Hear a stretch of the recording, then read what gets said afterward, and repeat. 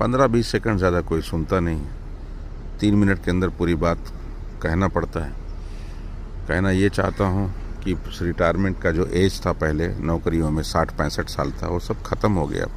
Private sector में जो लोग, ज़्यादातर लोग प्राइवेट सेक्टर में काम कर रहे हैं, सरकारी नौकरियां हैं नहीं उतनी, और गवर्नमेंट डिपार्टमेंट प्राइवेटाइज करते जा रहे हैं। तो कहने का मतलब ये है कि पहले 60-65 साल रिटायरमेंट एज थी, और अभी प्राइवेट सेक्टर में बाज़ कंपनियां बोलती हैं कि 35 साल 35 ईयर्स के ऊपर हम हायरिंग नहीं करेंगे, बाज़ बोलते 40 ईयर्स के ऊपर हम हायरिंग नहीं करेंगे, बाज़ बोलेंगे 45 ईयर्स लिमिट है, इसके ऊपर जो भी बंदा आएगा चाहे कितना भी काबिल क्यों ना हो हम उसको हायर नहीं करेंगे। यूँ समझिए कि जो 60 साल रिटायरमेंट की एज थी अब हो गई है 30-35 साल।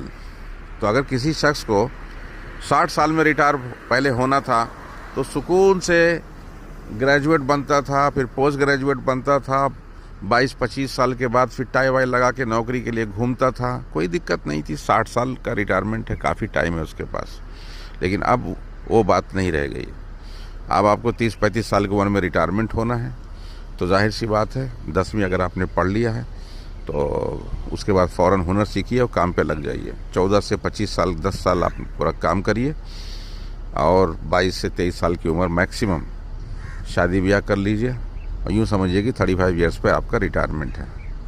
इस तरीके से चलेंगे फास्ट ट्रैक पे तो चीज़ें आसान हो जाएंगी इंशाल्लाह। अगर वही सोच रखेंगे कि हम 25 साल में ग्रेजुएट बनेंगे, सिंपल ग्रेजुएट, फिर मार्केट में जाएंगे, टाई लगा के नौकरी देखेंगे, नौकरियां उतनी है नहीं, फिर आप हुनर सीखना पड़ेगा, स्किल्स। जो 14-15 साल की उम्र में जो काम आप कर सकते थे वो आप 25 साल में 10 साल लेट काम कर रहे हो। जो बंदा 14-15 साल की उम्र में वही काम कर रहा था कम सैलरी पे, 10 साल में वो अपने लाइन का एक्सपर्ट बन गया।